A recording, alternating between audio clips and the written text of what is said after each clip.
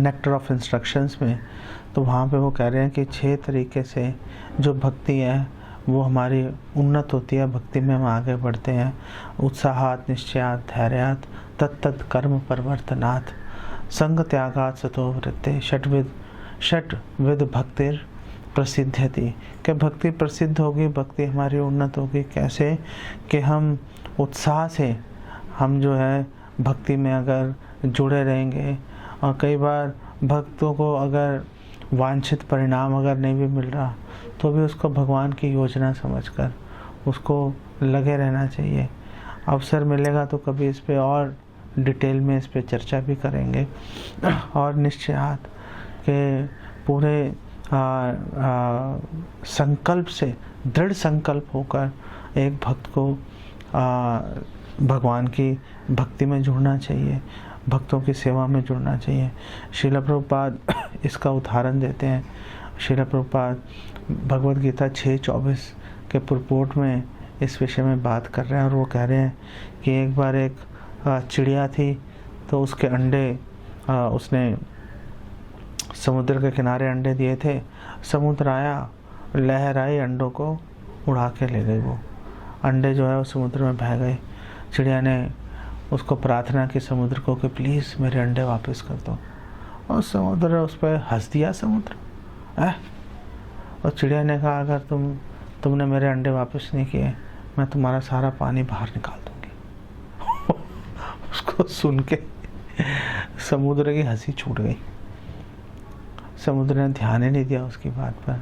चिड़िया ने अपनी चोंच में पानी भर के उसको समुद्र से बाहर ले जाके फेंकना शुरू कर दिया। सब लोगों ने उसका मजाक उड़ाया, जितने पशु पक्षी थे, जितने भी देखने वाले थे, सब लोग उसका मजाक उड़ाते रहे। लेकिन वो चिड़िया अपने संकल्प से पीछे नहीं हटी, और वो ऐसे करती रही, पानी को बाहर निकालती रही। और ये बात धीरे धीरे फैलते फैलते गरुड़ जी के पास पहुंच गई, और गरुड़ जी पहुंच गए वहाँ पे। गरुड़ ने समुद्र को बोला कि भाई इसके अंडे दे दे, नहीं तो जो ये काम कर रही है इसको तो बोलूँगा तू भेड़िया बहन, मैं करता हूँ तेरा काम। अब समुद्र डर गया। गरुड़ जी शक्तिशाली हैं, भगवान के वाहन हैं। डर गया, और समुद्र ने जो है वो चिड़िया के अंडे वापस कर दिए। निश्चय पूर्वक दृढ़ संकल्प से जो भगवान की सेवा करना का ये फल होता है कि हमें जो देव नेत्र है ना, हमें भगवान की और भगवान के जो भक्त हैं, जो वैष्णव हैं, उनका ध्यान हमारी ओर आकर्षित हो जाता है, और वो हमें हेल्प करने के लिए वो तैयार हो जाते हैं। इसलिए ऐसा नहीं सोचना चाहिए कि कोई प्रोजेक्ट है या कोई सर्विस है बड़ी डिफ़िकल्ट है या बड़ी लंबी है, उबाऊ है, कैसे होगी, सफलता मिलेगी नहीं मिलेगी। सर्विस मिली है, सर्विस करनी चाहिए, और फिक्स होकर सर्विस करनी चाहिए। ऐसे नहीं कि बंदर की तरह गुलाटी मारते रहो, कभी यहाँ कभी वहाँ, कभी यहाँ कभी वहाँ। कई भक्त होते हैं वो और सर्विस जब भी होती है, सर्विस हमेशा वैष्णवों से सलाह मशवरा लेके करनी चाहिए। ऐसा नहीं कि आपको जो अच्छा लगा बस उठा के करना शुरू कर दिया।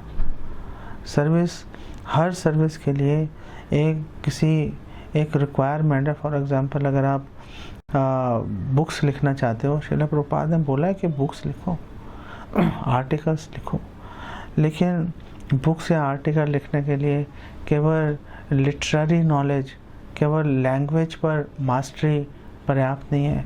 उसके लिए रियलाइजेशंस होनी चाहिए, अनुभव होना चाहिए कुछ।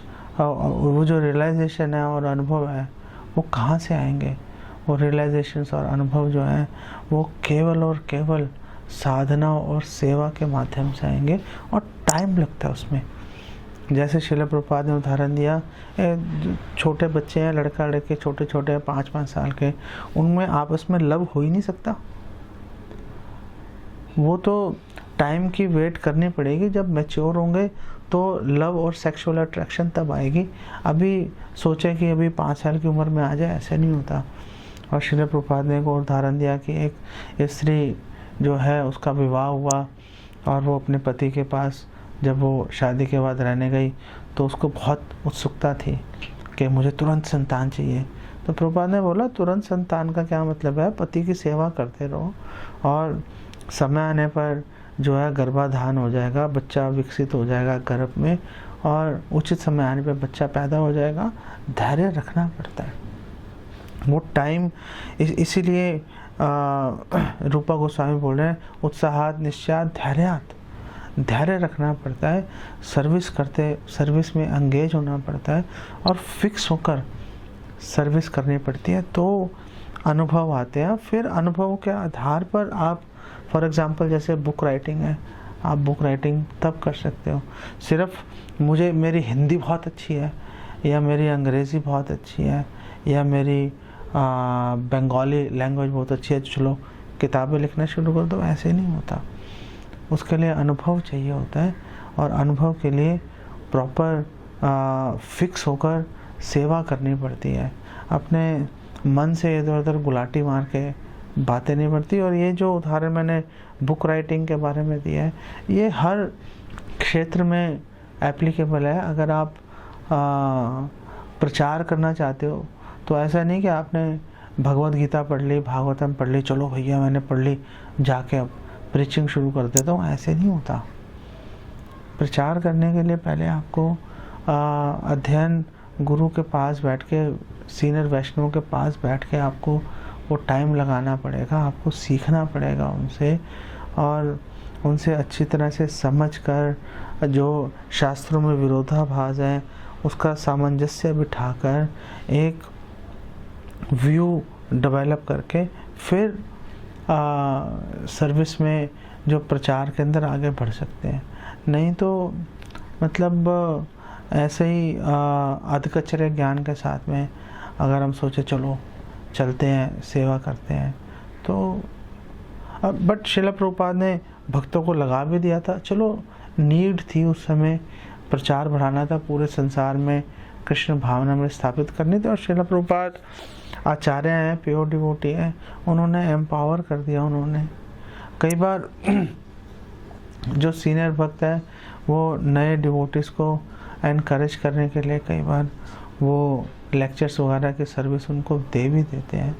तो उससे ये नहीं सोच लेना चाहिए कि अब तो हम एक्सपर्ट हो गए, अब तो हमें व्यासासन पर बैठने की अनुमति मिल गई। अरे भाई, वो अनुमति आपको दी है आपको भक्ति में आगे बढ़ाने के लिए, रियलाइजेशंस लाने के लिए। ऐसा नहीं है कि अब तो आप गुरु बन गए हो और अब तो आप दीक्षा देना शुरू कर दो, ऐसे नहीं होता। टाइम लगता है हर चीज़ के लिए, धैर्यपूर्वक उसको करना पड़ता है। आगे रूपा गोस्वामी कह रहे हैं धैर्य के बाद जो उत्साहात निश्चयात धैर्यात, और फिर आगे कह रहे हैं तत्त कर्म प्रवर्तनात्। और जो भक्ति के अनुकूल कार्य हैं, श्रील प्रभुपाद उसकी ट्रांसलेशन में बोल रहे हैं कि नवधा भक्ति श्रवणम कीर्तनम विष्णु स्मरणम पाद सेवनम अर्चनम वदनम दास्यम साख्यम आत्मनिवेदनम। ये जो नवधा भक्ति है, जो रेगुलेटिव प्रिंसिपल्स है, तत्त कर्म प्रवर्तनात्, उसको फॉलो करना, भगवान की सेवा में, भगवान की सेवा के निमित्त जो भी कार्य हैं उसमें प्रवृत्त करना। और फिर उन्होंने आगे बोला संग त्यागात, कि असत संग को त्याग देना चाहिए। असत संग को त्यागना बहुत महत्वपूर्ण है। संग त्यागात जो है, हमने सूत्र 45 में हमने इस पे काफ़ी डिटेल में हमने डिस्कशन की थी। तो आज मैं फोकस करूँगा संग त्यागात सतो वृत्ते, कि जो वैष्णव की सेवा कैसे करनी है, वैष्णव की सेवा के अंदर किन किन चीज़ों का हमें ध्यान रखना है, क्या सावधानियाँ रखनी है, क्या रूल्स रेगुलेशन होते हैं, कैसे चल रहा है, इतने सारे निर्देश हैं, विधि विधान हैं, उसको कैसे हम रिकंसाइल करें। तो बेसिकली जो ये आज का जो ये डिस्कशन है, वो डिस्कशन बेसिकली भक्ति विनोद ठाकुर श्री भक्तालोक में इस विषय पर चर्चा कर रहे हैं, सतोवृत्ति के ऊपर।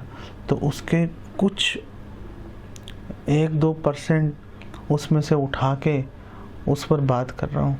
और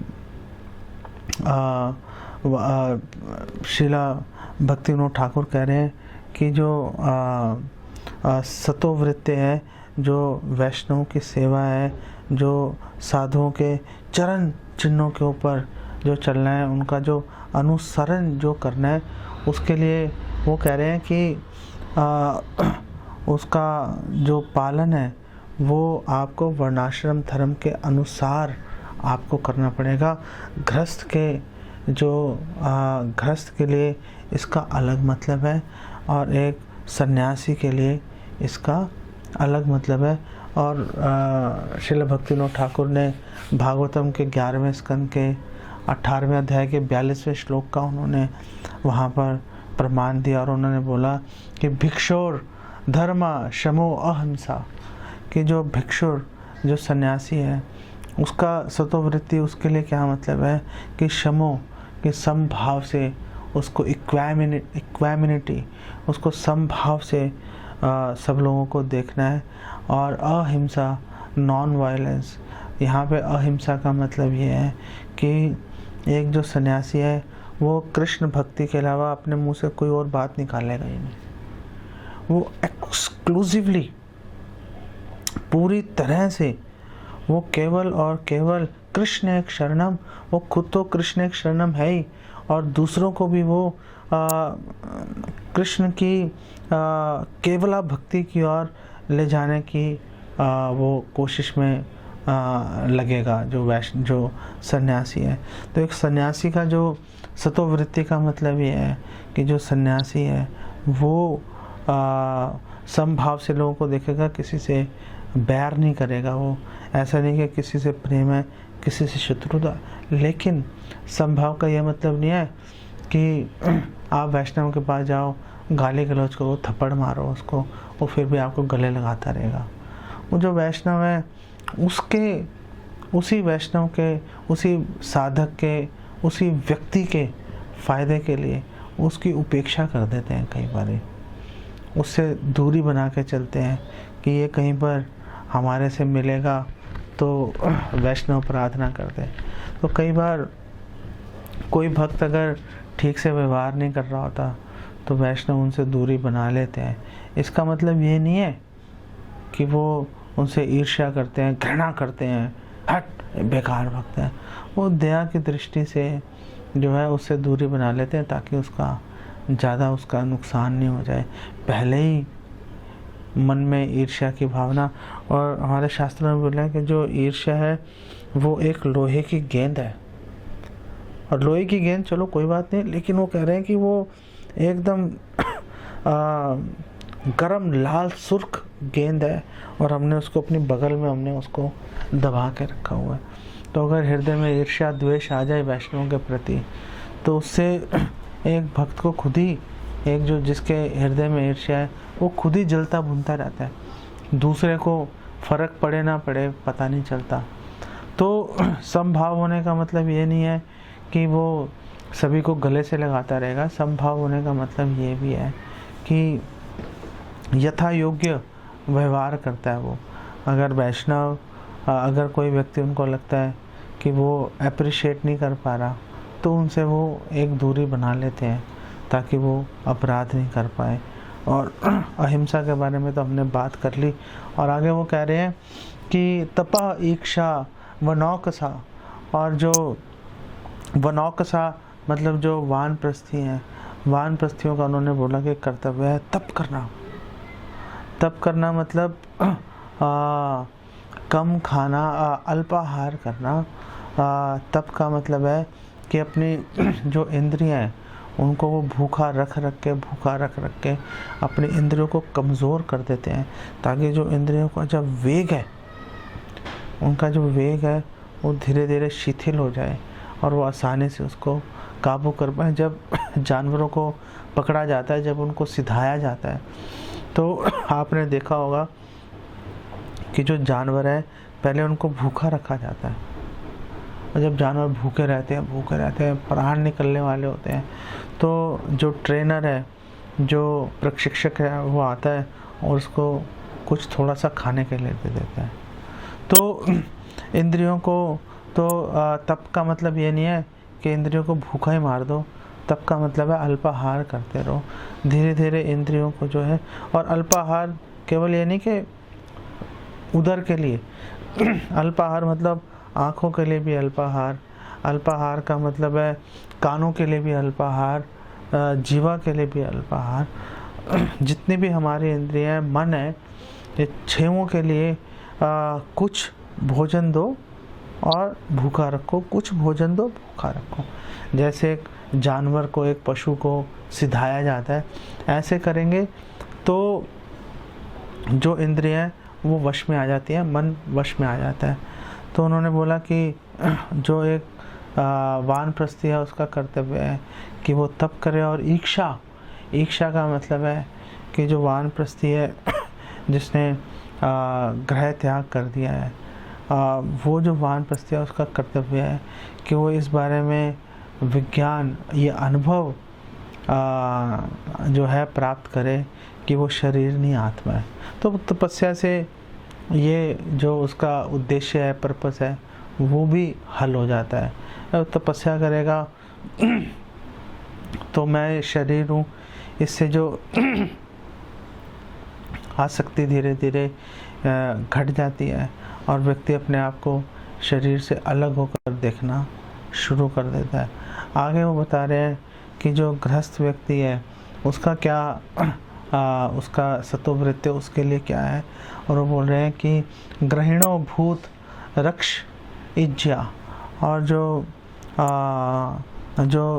घर में रह रहा है, जो गृहस्थ व्यक्ति है, उसका कर्तव्य है कि जो बाकी के 3 जो आश्रम हैं, जो सन्यासी हैं, वानप्रस्थी हैं और जो ब्रह्मचारी हैं, उनकी रक्षा करे। रक्षा का मतलब उनको दान दे। जो लोग पैसा कमा रहे हैं, अगर वो दान नहीं दे रहे तो समझो प्रॉब्लम है। और दान देने का सबसे बेस्ट तरीका है कि आप एक फिक्स्ड अमाउंट, आप ये सोच के चलो कि कम से कम इतना तो मैं हर महीने दान दूंगा ही दूंगा। ऐसा नहीं सोचना चाहिए कि चलो ज़रूरत पड़ने पर दान दे देंगे। आप की जो त्याग की भावना वो तभी सुदृढ़ होगी जब आपको पता होगा कि हाँ, मैं पूरा महीना कार्य करके जो मेरे को धन प्राप्त होगा वो मुझे इतना पोर्शन उसमें से दान देना ही है। तो उससे एक विरक्ति की भावना उससे मन में आ जाती है। नहीं तो अवसर की तलाश में रहेंगे, और कई बार अवसर आता है, कई बार नहीं आता। कई बार अवसर आने पर आप उपलब्ध नहीं हो, आपके पास साधन उपलब्ध नहीं है, तो अड़चनें आ जाती हैं। अगर हर महीने आप एक फिक्स्ड अमाउंट अगर आप देते रहोगे, श्रील प्रभुपाद ने बोला था 50% दे दो। अब चलो 50% देने की अभी आप में उतना वैराग्य नहीं है, चलो कुछ तो शुरुआत करो, कुछ तो देना शुरू करो, 10, 20, 50 रुपये, फिर आगे उसको देखेंगे। अगर किसी की क्षमता, ऐसा नहीं है कि कल आप सब 10 रुपये लेके मेरे घर आ जाना। तो जो भी जिसकी जितनी क्षमता है उसके अनुसार दान देना चाहिए और धीरे धीरे उसको बढ़ाना चाहिए।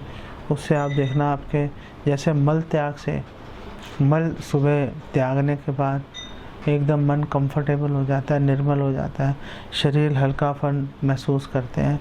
वैसे ही आप अगर दान देंगे, जो मौत की घंटी है, अगर दान दोगे आप, तो आपको हल्कापन महसूस होगा। लेकिन वो करने से होगा, पता नहीं होगा नहीं होगा ऐसे मत सोचो। हमारे शास्त्रों में अगर बोला है उसके पीछे कोई लॉजिक है, कुछ रीज़न है, लोगों ने अनुभव करके ये चीज़ों को बोला हुआ है। और उन्होंने बोला है यहाँ पर इस श्लोक में बोला है कि जो गृहिणों, जो गृहस्थ है, भूत रक्षा, कि उनको जो बाकी के जो 3 आश्रम है उनकी रक्षा करनी चाहिए, उनका पालन पोषण करना चाहिए। और इज्जा का मतलब है उनको पूजा पाठ, यज्ञ आदि उनको करते रहना चाहिए। तो ये जो गृहस्थ है उनका कर्तव्य है। और फिर जो ब्रह्मचारी है, ब्रह्मचारी के बारे में इस श्लोक में बताया है कि जो द्विजस्य आचार्य सेवनम, कि द्विजस्य जो ब्रह्मचारी है उसको विनीत भाव से, जो शमित पाणी श्रोत्रियम, शमित पाणी का मतलब बहुत ही विनीत भाव से हमेशा सेवा के लिए तैयार हैं, सेवा के लिए तैयार रहने के भाव से उनको हमेशा आचार्य की, गुरु की, वरिष्ठ वैष्णव की सेवा में उनको संलग्न रहना चाहिए। तो ये आश्रम के दृष्टिकोण से है। और वर्ण के दृष्टिकोण से अगर हम देखें तो भगवान कृष्ण भगवद गीता में बता रहे हैं कि जो ब्राह्मण है उसके 6 कार्य हैं, यजन, याजन, पठन, पाठन, दान, प्रतिग्रह, कि उसको यजन, याजन, यज्ञ करना चाहिए, यज्ञ करवाना चाहिए, याजन यज्ञ करवाना चाहिए, पठन उसको शास्त्रों को पढ़ना चाहिए, पाठन शास्त्रों को पढ़ाना चाहिए, दूसरों को नॉलेज देनी चाहिए, उनको इंस्ट्रक्शंस पास करने चाहिए, और दान, प्रतिग्रह उनको दान स्वीकार करना चाहिए, प्रतिग्रह दान उनको देना भी चाहिए। ये 6 कार्यों में एक जो ब्राह्मण है उसको संलग्न रहना चाहिए। और जो क्षत्रिय हैं, क्षत्रियों का कर्तव्य है कि जो प्रजा है, जो सिटीजन्स हैं, उनकी रक्षा करें। और आधुनिक परिवेश में बात करें तो अच्छी तरह से चीज़ों की मैनेजमेंट करें, ताकि जो ब्राह्मण हैं, जो आपके वैश्य, शूद्र इत्यादि हैं, उनको भगवान की भक्ति में लगने का उनको अच्छे से अवसर प्राप्त हो जाए। पैसे से हर काम नहीं होता, कई बार पैसा सामने पड़ा होता है, क्योंकि अगर प्रॉपर मैनेजमेंट नहीं है धरा का धरा रह जाता है, वेस्ट हो जाता है पैसा। कई बार पैसा नहीं भी होता ज़्यादा, लेकिन मैनेजमेंट बहुत अच्छी होती है तो भी मुश्किल से मुश्किल काम भी आसान हो जाता है। तो क्षत्रियों का कार्य भी बड़ा महत्वपूर्ण है। जितने भी टेंपल प्रेसिडेंट्स हैं बेसिकली ये क्षत्रिय स्वभाव के होने चाहिए। एक क्षत्रिय स्वभाव का मतलब है कि उनके मैनेजमेंट में रुचि है, सब लोगों को वो सेवा करने के अवसर उपलब्ध करा रहे हैं, सबकी रक्षा कर रहे हैं, सबका ध्यान रख रहे हैं। लेकिन निर्ममो भवति, निर्मम भाव से, ममत्व की भावना से, स्वामित्व की भावना से रहित होकर ये कार्य करना चाहिए। आमतौर पे हम देखते हैं कि जिस भक्त के पास में ये मैनेजमेंट की बड़ी मुश्किल सर्विस होती है वो कहीं ना कहीं राग द्वेष के अंदर फंसी जाता है वो, और राग द्वेष के चलते वो किसी न किसी वैष्णव की उपेक्षा कर देता है, किसी वैष्णव के प्रति अपराध करता रहता है। हालांकि प्रभुपाद सर्विस क्योंकि डिफ़िकल्ट है और प्रभुपाद प्रोटेक्ट करते हैं, लेकिन फिर भी ज़बरदस्ती मतलब किसी का अपराध, किसी के प्रति अपराध करने से बचना चाहिए। उसके लिए ट्रेनिंग की बड़ी आवश्यकता होती है। और जो क्षत्रिय है उसको हमेशा एक ब्राह्मण के अनुगत रहना चाहिए। जो आमतौर पे अगर वो टेंपल प्रेसिडेंट समझे कि अब तो मैं सर्वे सर्वा हो गया, तो वो बात नहीं चलती। एक जो क्षत्रिय टेंपल प्रेसिडेंट हैं उनको जो ब्राह्मण वृत्ति के लोग हैं, जो शास्त्रों के जिन्होंने अध्ययन किया है, उसका सार को समझा है और उनको अनुभव किया है, रियलाइजेशन है उनके पास में, जो टेंपल प्रेसिडेंट उनका कर्तव्य है कि उनको ऐसे ब्राह्मणोचित जो भक्त हैं उनकी हेल्प लेनी चाहिए, उनसे मार्गदर्शन लेना चाहिए। और जो शूद्र हैं, और शूद्र की उन्होंने बात की, भगवान कृष्ण बात कर रहे हैं, जो शूद्र है उसका कर्तव्य है कि सर्विस करना। और भक्तिनोद ठाकुर यहाँ पे क्लैरिफाई कर रहे हैं भक्तालोक में, श्री भक्तालोक में, और भक्तिनोद ठाकुर कह रहे हैं कि जो शूद्र है उसको केवल ब्राह्मणों की सेवा करनी चाहिए। मुख्यतः ब्राह्मणों की सेवा करो, वैष्णवों की सेवा में उसको लगना चाहिए। और फिर भक्तिनोद ठाकुर श्री भक्तालोक में शूद्र से नीचे के जो लोग हैं, जैसे शंकर हो गए, अंत्यज हो गए, उनके विषय में भी बात कर रहे हैं और बोल रहे हैं कि ऐसे लोगों को ट्रेडिशनली जैसे वो उनका पारिवारिक काम धंधा चल रहा है, जैसे कोई कुम्हार है, कोई नाई है, कोई लोहार है, इस टाइप से कोई लोग जो हैं इस प्रवृत्ति में लगे हुए हैं, तो भक्तिनोद ठाकुर का ये सुझाव है कि उन लोगों को उसके अनुसार ही सेवा के अंदर उनको संलग्न रहना चाहिए जो पीछे से पारिवारिक वो चल रही है। भक्ति विनोद ठाकुर इसलिए यहाँ पे कह रहे हैं कि ये जो वर्ण और आश्रम के आधार पर जो सेवा में संलग्न होने सत्ववृत्ति है, लेकिन वो यहाँ पे कुछ महत्वपूर्ण पॉइंट्स यहाँ पर लेके आ रहे हैं और मैं चाहता हूँ कि आप लोग प्लीज़ इसको बहुत ध्यान से सुने। बहुत ही महत्वपूर्ण सूचना है ये। और भक्ति विनोद ठाकुर बात कर रहे हैं और वो श्री चैतन्य महाप्रभु और रामानंद राय के बीच में जो डिस्कशन हुई थी दक्षिण भारत में, उसका उल्लेख कर रहे हैं।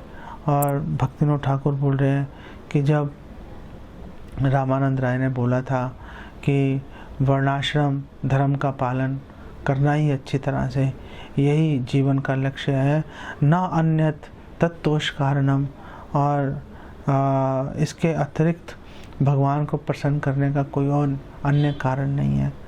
तो चैतन्य महाप्रभु ने बोला था, एहो भाई, ये तो भाई है, कुछ और बताओ तो थोड़ा मन को अच्छा लगेगा। तो इस परिप्रेक्ष्य में भक्ति विनोद ठाकुर बोल रहे हैं कि जो वर्णाश्रम धर्म बाह्य की जब बात कर रहे हैं तो बाह्य का मतलब वो चैतन्य महाप्रभु उसको रिजेक्ट नहीं कर रहे। बाह्य का मतलब है कि ये साधन है और इस साधन का जो गोल है, इस साधन का जो लक्ष्य है वर्णाश्रम धर्म का, कि भगवान की सेवा में नियोजित होना है। अगर भगवान की सेवा में नियोजित नहीं हुए और केवल अगर वर्णाश्रम धर्म से ही अटक के रह गए तो विफलता है बेसिकली। तो उस चीज़ को चैतन्य महाप्रभु ने रिजेक्ट किया है। और भक्ति विनोद ठाकुर उसके प्रमाण में भक्ति विनोद ठाकुर एक श्लोक कोट कर रहे हैं कि धर्मा स्वनुष्ठिता पुंसाम विश्वक सेन कथा सुया ना उत्पादयत यति रतिम श्रम है भी केवलम।